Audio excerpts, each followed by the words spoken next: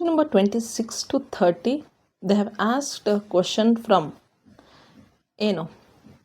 square of opposition ಅನ್ನುವಂತಹ ಟಾಪಿಕಿಂದ ಇಲ್ಲಿ ಕ್ವೆಶನನ್ನು ಕೇಳಿದ್ದಾರೆ. ಕ್ವೆಶನ್ ನಂಬರ್ 26 ಅವ್ರು ಏನು ಹೇಳ್ತಾ ಇದ್ದಾರೆ, which of the following is logically equivalent ಅಂದರೆ ಸೇಮ್ ಅಂತ. Okay, same or similar to the statement some felines are not lions ಅಂತ. Some felines are not lions ಅನ್ನುವಂಥದ್ದು. ಫಸ್ಟು ನಾವು some felines are not lions ಅನ್ನುವಂಥದ್ದು ಯಾವ ರೀತಿ statement. Some felines are not ಅಂದಾಗ this is particular negative, correct. Some felines ಇಲ್ಲಿ ಬರ್ತೀನಿ ನಾನು. ಸಮ್ ಫಿಲೈನ್ಸ್ ಆರ್ ಲಯನ್ಸ್ ಅಂದರೆ ದಿಸ್ ಈಸ್ ಪರ್ಟಿಕ್ಯುಲರ್ ಅಫರ್ಮೇಟಿವ್ ಅಂದರೆ ಪಾಸಿಟಿವ್, PA ಅಂತ ಬರಿತೀನಿ. ಇದು PN. Next some non lions ಅಂದರೆ ಏನು, ಫಿಲೈನ್ಸ್ ಅಂತ ಅರ್ಥ ಇಲ್ಲಿ. ಆರ್ ನಾಟಿಗೆ ನಾಟ್ ಕ್ಯಾನ್ಸಲ್ ಆದರೆ some ಫಿಲೈನ್ಸ್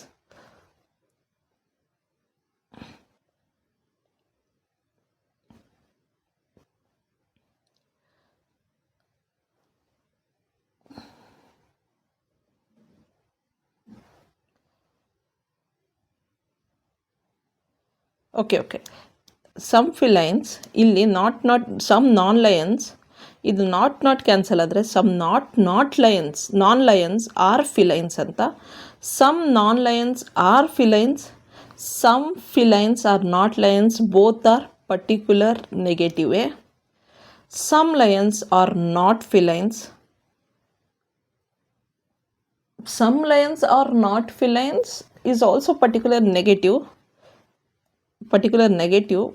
No felines are lions, this is universal negative.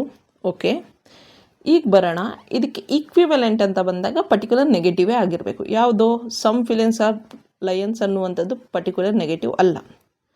No felines are lions ಅನ್ನೋದು ಯೂನಿವರ್ಸಲ್ ನೆಗೆಟಿವ್, ಇದೂ ಅಲ್ಲ. ಈಗ ಎರಡರಲ್ಲಿ ಈಕ್ವಿವೆಲೆಂಟ್ ಸೇಮ್ ಯಾವುದು ಈಗ ನೋಡೋಣ. Some felines are not lions, some non lions are felines. Some felines okay are not lions. Felines ಅಂದರೆ ಏನು, ಬೆಕ್ಕು ಅಂತ ಅಂದ್ಕೊಳ್ಳಿ. ಲಯನ್ಸ್ ಅಂದರೆ ಏನು, ಸಿಂಹ. ಕೆಲವು ಬೆಕ್ಕು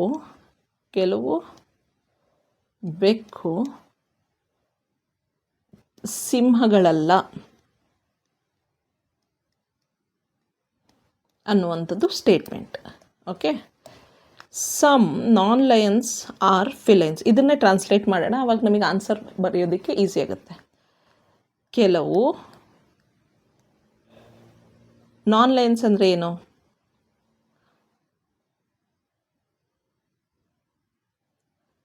ನಾನ್ ಲಯನ್ಸ್ ಅಂದರೆ ಫಿಲೈನ್ಸ್ ಅಂತಾನೆ, ಬೆಕ್ಕುಗಳು ಅಂತಾನೆ ಅರ್ಥ ಇಲ್ಲಿ. ಫಿಲೈನ್ಸ್ ಆರ್ ಫಿಲೈನ್ಸ್ ಅಂತಾನೆ ಅರ್ಥ. ಹೌದು, ಇದು ಸರಿ. ಕೆಲವು ಬೆಕ್ಕು ಸಿಂಹಗಳಲ್ಲ ಅಂದರೆ ಕೆಲವು ಸಿಂಹಗಳು ನಾನ್ ಲಯನ್ಸ್ ಆರ್ ಫಿಲೈನ್ಸ್ ಅಂತ ಅರ್ಥ. ಸಮ್ ಲಯನ್ಸ್ ಆರ್ ನಾಟ್ ಫಿಲೈನ್ಸ್, ಕೆಲವು ಸಿಂಹಗಳು ಬೆಕ್ಕುಗಳಲ್ಲ. ಸೊ ಇಲ್ಲಿ ಇದಕ್ಕೆ ಉಲ್ಟಾ, ಇದು ಸರಿ. ಯಾವುದು, second option is true, right. Equivalent ಅಂತ, equivalent. Okay, next question number 27. Arrange the following in order of decreasing ಡೆನೋಟೇಷನ್ಸ್.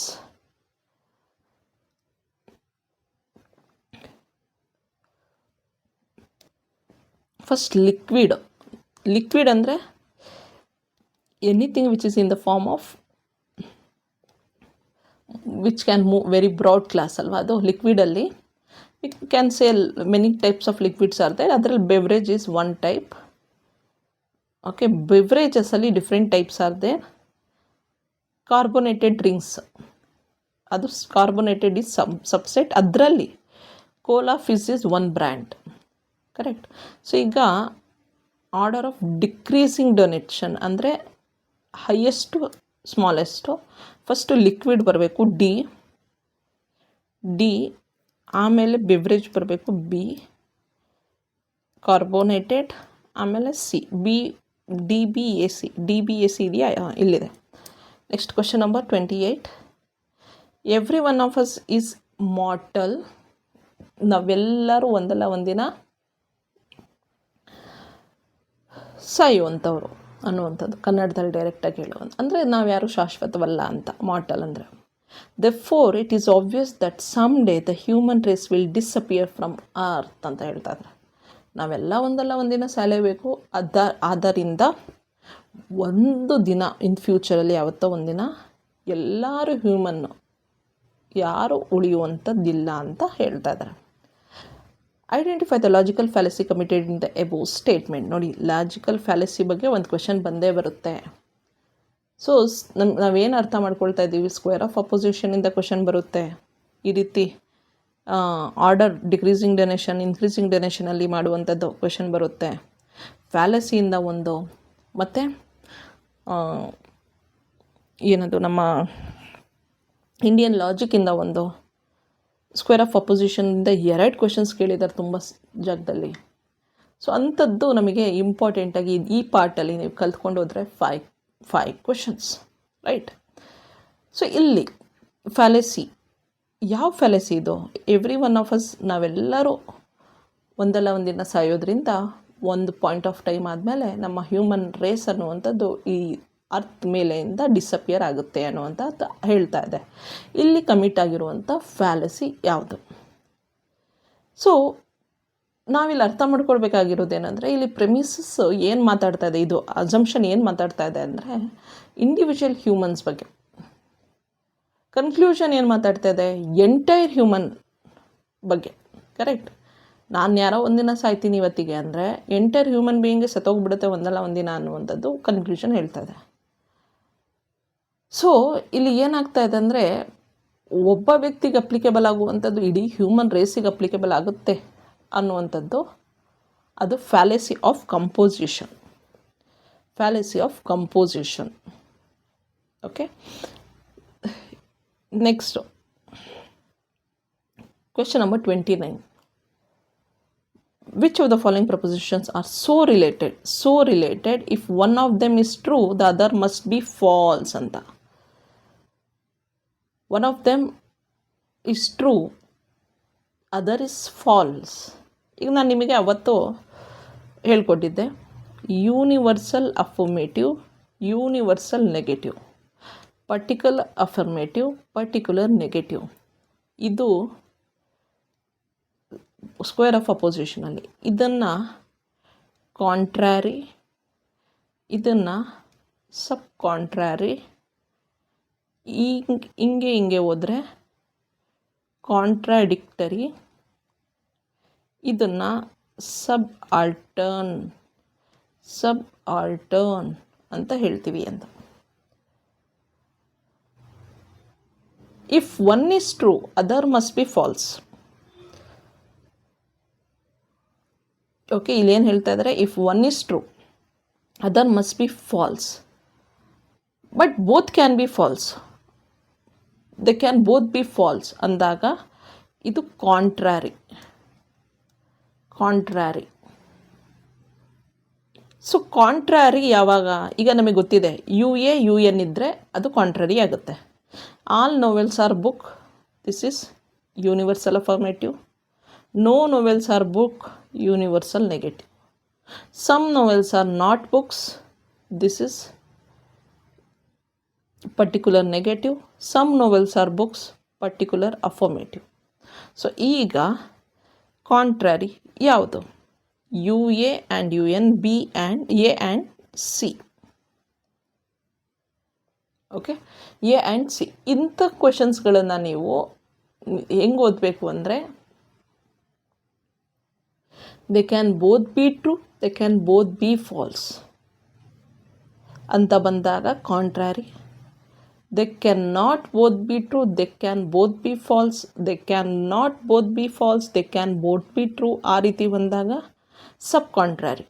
ಈ ರೀತಿ ನೀವು ಅರ್ಥ ಮಾಡ್ಕೊಳ್ಬೇಕು. ಕಾಂಟ್ರ್ಯಾರಿ ಯಾವಾಗ ಬರುತ್ತೆ, ಸಬ್ ಕಾಂಟ್ರ್ಯಾರಿ ಯಾವಾಗ ಬರುತ್ತೆ, ಸಬ್ ಆಲ್ಟರ್ನ್ ಯಾವಾಗ ಬರುತ್ತೆ, ಕಾಂಟ್ರಾಡಿಕ್ಟರಿ ಯಾವಾಗ ಬರುತ್ತೆ ಅಂತ ಅರ್ಥ ಮಾಡಿಕೊಂಡು ಈ ರೀತಿ ಕ್ವಶನ್ಸನ್ನು, ಎಲ್ಲ ರೀತಿ ಕ್ವಶನ್ಸು ಇಲ್ಲಿರುವಂಥ 4 ಟೈಪ್ಸ್ ಇದೆ ಅಲ್ವಾ, ಕಾಂಟ್ರ್ಯಾರಿ, ಸಬ್ ಕಾಂಟ್ರ್ಯಾರಿ, ಇದು ಕಾಂಟ್ರಾಡಿಕ್ಟರಿ, ಸಬಾಲ್ಟರ್ನ್ಸ್. ಸೊ ಇದು 4 ಟೈಪ್ಸಲ್ಲೂ ಕೂಡ ಒಂದೊಂದು ಟೈಪಲ್ಲೂ ಕೂಡ ಒಂದು 5 ಕ್ವಶನ್ಸನ್ನು ಸಾಲ್ವ್ ಮಾಡಿದ್ರೆ ಇದ್ರ ಬಗ್ಗೆ ಪರ್ಫೆಕ್ಟಾಗಿ ನೀವು ಎಕ್ಸಾಮಿನೇಷನಿಗೆ ಹೋಗ್ತೀರ. ಕ್ವಿಕ್ಕಾಗಿ ಕ್ವೆಶನ್ ನೋಡಿದ ತಕ್ಷಣ ಆನ್ಸರನ್ನು ಸಾಲ್ವ್ ಮಾಡ್ತೀರ. 2 marks, easy, this is easy. Question number 30, which of the following arguments is fallacies according to classical Indian school of logic. ನೋಡಿ, ಇಂಡಿಯನ್ ಸ್ಕೂಲ್ ಆಫ್ ಲಾಜಿಕ್ ಬಗ್ಗೆನೇ ಮಾತಾಡ್ತಾ ಇದ್ದಾರೆ. ಮತ್ತೆ ಇಲ್ಲಿ ಇಂಡಿಯನ್ ಸ್ಕೂಲ್ ಆಫ್ ಲಾಜಿಕಲ್ಲಿ because it is based on conditional, ಸುಪಾದಿಕ, concomitance, ವ್ಯಾಪ್ತಿ, concomitance ಅಂತ ಬಂದಾಗ sound is eternal because it is audible. This is correct. ಅಂದರೆ audible does not always eternal ಅಲ್ವಾ. ಸೊ ಇಲ್ಲಿ ರಿಲೇಷನ್ ಅನ್ನುವಂಥದ್ದು ಒಂದು ಕಂಡೀಷ್ನಲ್ ಆಗಿದೆ. ಸೊ ಅದಕ್ಕೆ ಅದನ್ನು ಕನ್ಕೋಮಿಟೆನ್ಸ್ ಅಂತ ಹೇಳ್ತೀವಿ ನಾವು. ಕಂಡೀಷ್ನಲ್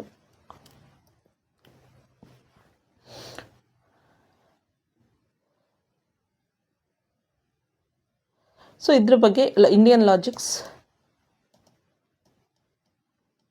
ಫ್ಯಾಲಸಿಸ್, ಈಗ ನಾವೇನು ಓದಿದ್ವಿ, ಸ್ಕ್ವೇರ್ ಆಫ್ ಅಪೋಸಿಷನ್, ಈ 3 ಕೂಡ ಓದ್ಕೊಂಡೋಗಿ, ಮತ್ತೆ ಹೇಳ್ತಾ ಇದ್ದೀನಿ, ಈ 3 ಕೂಡ ಓದ್ಕೊಂಡೋಗಿ. ನಿಮಗೆ 5 ಪ್ರಶ್ನೆಗಳು ಬರುತ್ತೆ. 5 ಪ್ರಶ್ನೆಗಳಿಗೂ ನೀವು ಆನ್ಸರ್ ಮಾಡಬೇಕು. Thank you.